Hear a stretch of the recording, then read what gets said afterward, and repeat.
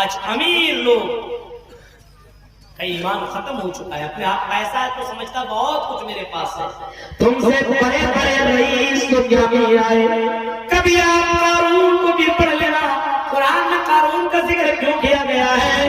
قرآن میں قارون کا ذکر ہے کہ قارون کو اللہ تعالیٰ نے اتنا خزانہ دیا تھا، اتنی دولت دی تھی، اتنی دولت دی تھی، اتنا خزانہ دیا تھا، اتنا خزانہ دیا تھا، بہت زیادہ، یہاں تک کہ اس کے خزانے کی چابیاں کئی اونٹوں میں لاد کر کے لوگ لے جایا کرتے تھے۔ لیکن اس قارون کے اندر گھمنڈ آ گیا، تکبر آ گیا، اس نے کہا کہ میں اپنے علم کے بلبوتے پہ میں نے یہ دولت حاصل کی ہے، اس میں اللہ کا کوئی ہاتھ نہیں ہے، کیوں یہ میں نے اپنے علم کے بلبوتے پہ میں نے یہ دولت حاصل کی ہے۔ فخرانہ انداز میں وہ زمین پہ چلتا تھا، تکبر انداز میں وہ زمین پہ چلتا تھا۔ اللہ تعالیٰ کو یہ بات برداشت نہ ہوئی کہ کوئی بھی بندہ دولت کے اوپر فخر کرے، تکبر کرے اور اللہ کو اللہ کا مقام نہ دے۔ اللہ تعالیٰ نے اس قارون کو اور قارون اس خزانے کو اللہ تعالیٰ نے زمین میں دھسا دیا۔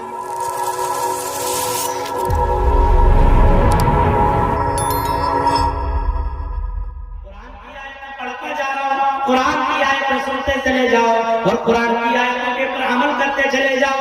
اللہ کے نبی صلی اللہ علیہ وسلم کی اتنی حدیثیں میں نے آپ کے سامنے رکھی ہے، اتنی حدیثیں کہ لوگ سنیں گے، لوگ قرآن کی آیتیں سنیں گے لیکن عمل نہیں کریں گے۔ اللہ کے نبی صلی اللہ علیہ وسلم نے یہ بھی فرمایا، قیامت کی نشانی میں سے ایک نشانی یہ ہے کہ علماء کی بے عزت ہوگی اور علماء کی کوئی عزت نہیں ہوگی۔ علماء کا مقام ختم کر دیا جائے گا، جاہلوں کو اپنا سردار تصور کر لیا جائے گا۔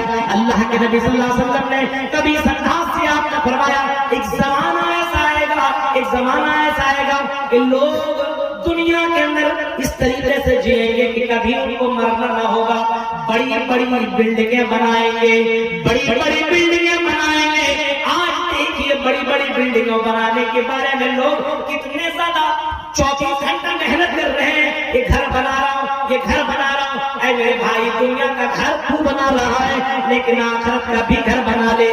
اس زمین کے نیچے بھی ایک مکان بنا، ایک بلڈنگ بنا جس کے اندر تمہیں رہنا پڑے گا۔ اس زمین کے نیچے بھی تو اپنا گھر بنا لے۔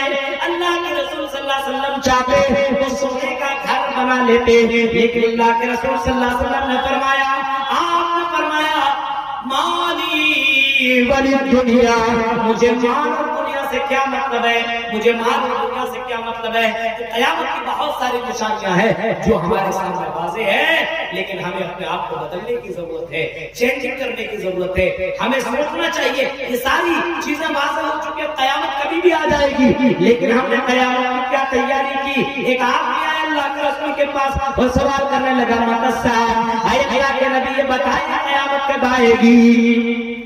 آپ نے فرمایا، تم قیامت کے بارے میں سوال کرتے ہو، یہ بتاؤ ما اعددت لہا، تم نے اس قیامت کی کیا تیاری کر رکھی ہے؟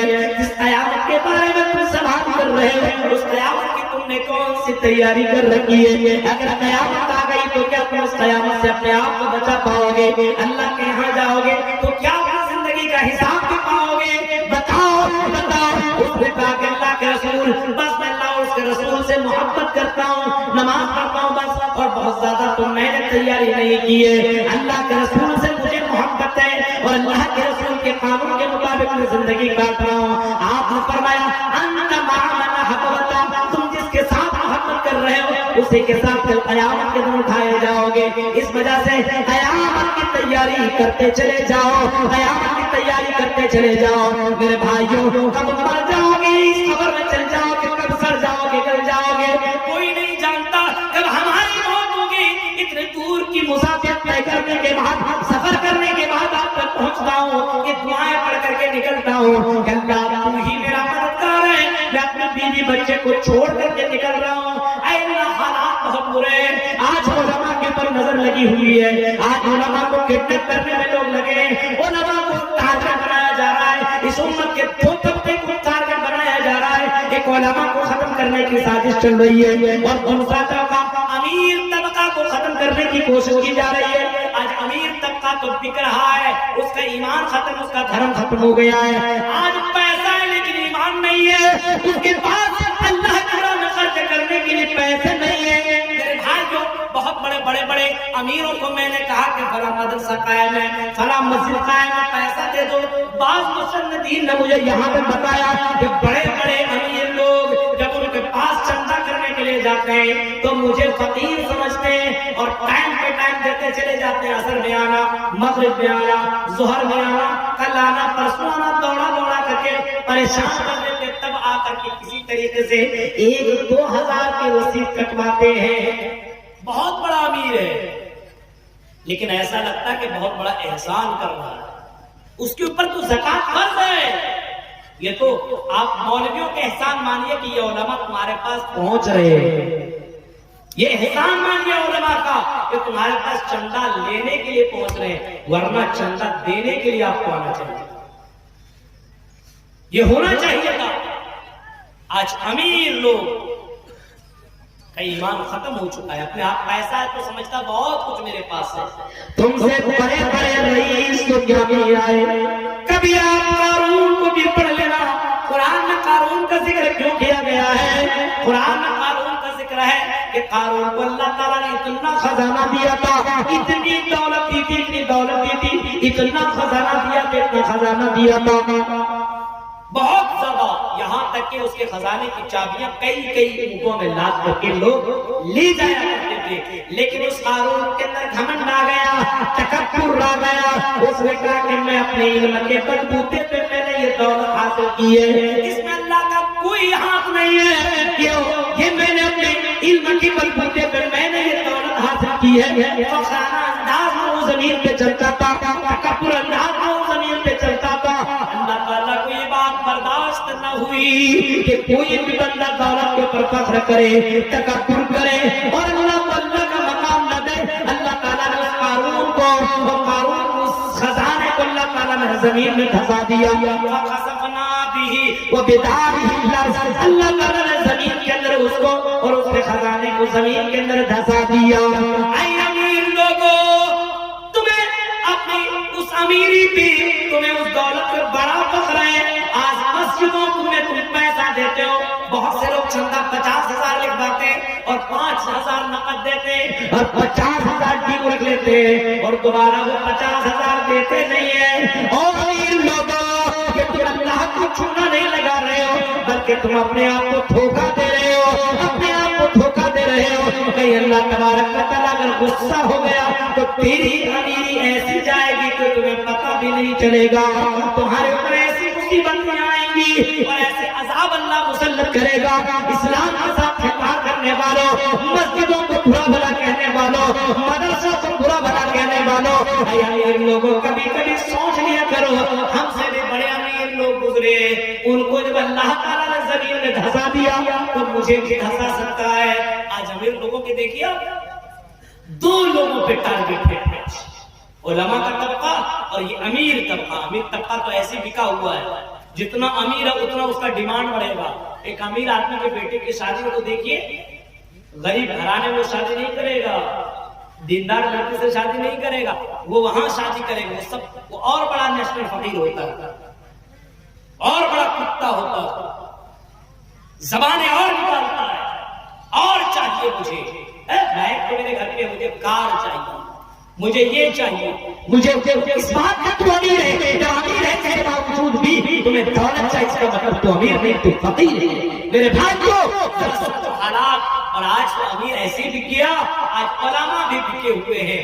कुछ उलमा तौहीद परस्त आलिम मौजूद हैं, इन उलमा को कारगर बनाने की कोशिश की जा रही है, इन उलमा के ऊपर अपना कशंजा मजबूत करने की कोशिश की जा रही है और इन उलमा को गिरफ्त करने की कोशिश की जा रही है। मेरे भाइयों, यूट्यूबर वालों, बहुत सोच करके हमारी तकरीरें डालना और बहुत सोच करके थंबनेल बनाना, बहुत सोच करके आपने मौलाना जर्जीस की इतनी सारी थंबनेल बना करके आपने बहुत कुछ डाला, बहुत ने हिंदुओं के बारे में, हिंदुओं को इस तरीके से मौलाना ने टारगेट किया, देवी देवता को इस तरीके से आपने ये किया, आपने एक फला पंडित को मौलाना ने खोल करके रख दिया, ये कर दिया, वो कर दिया, बहुत कुछ लोगों ने डाला।